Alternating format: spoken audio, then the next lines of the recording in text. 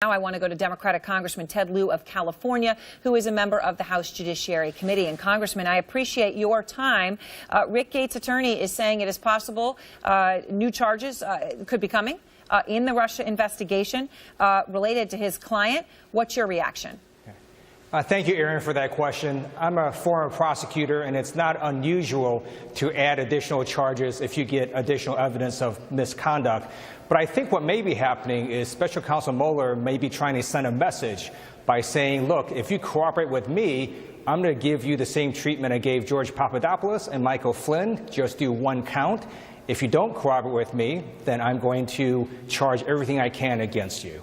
So what happens from here then? I guess this depends on what Rick Gates would be able to give up on others.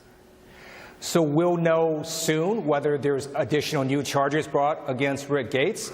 And he has a choice. He can continue to plead not guilty, or he can say, I want to cooperate in exchange for a lighter series of charges. So the president's good friend, the Newsmax CEO Chris Ruddy, spoke to CNN. He says that right now Bob Mueller is overstepping, and he is overstepping his authority. Here's what Chris Ruddy said.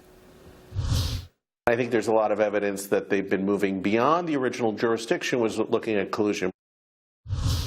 Is Mueller going beyond his jurisdiction?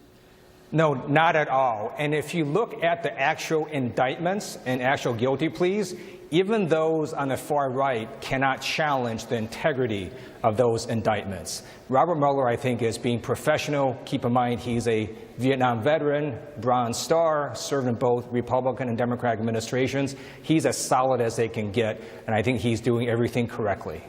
The president's lawyer, John Dowd, as you know, obviously has been commenting in recent days due to the president's tweet about what he knew about General Flynn.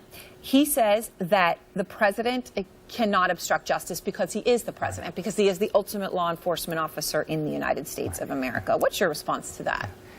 The central lesson of Watergate is that no one is above the law, not even the president. That's what the American people believe. That's what we've always believed. And keep in mind, there are no words in the Constitution that says the president cannot be found guilty of obstruction of justice. Richard Nixon tried a line that if a president does it, it's not illegal. That did not work out well for him. And are you clear at this point that that's where we are? Do you think that we are over that line? Any nuance left to you?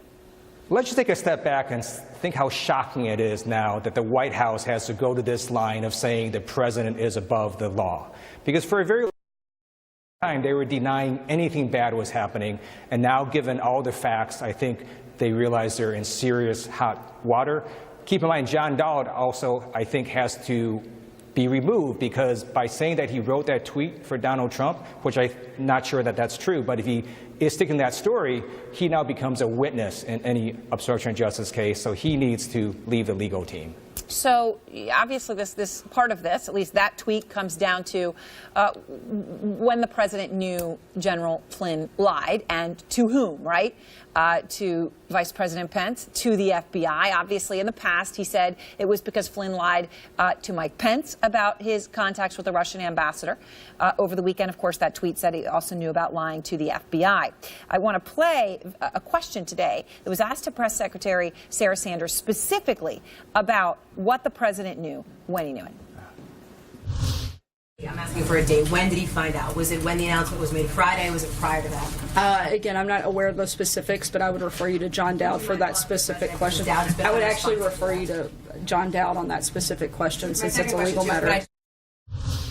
Congressman, why do you think that after a tweet, which was very specific, which a lawyer was involved in by his own admission, now the White House will not say when Flynn knew Trump lied to the FBI? Because the White House knows that if the state of mind of Donald Trump was that Michael Flynn lied to the FBI, and then later he tries to get FBI Director James Comey to drop the case against Michael Flynn, that's classic obstruction of justice. And I think that's why you see John Dowd going to this line now that the president can obstruct justice. And that is nowhere in the Constitution, and it was rejected by the American people in Watergate. Congressman, in your view, from your investigation right now, does this go to obstruction of justice for the president, or does it go to something else? And by that, I'm referring specifically to collusion by the President of the United States with the Russians? Or do you think this is truly going to be about the cover-up crime and not an underlying crime itself? Well, we definitely have obstruction of justice because the president has admitted it on national TV. Earlier in the year, he went on TV and said the one thing that John Dowd would have told him never to say, which is that he fired Comey because of the Russia investigation.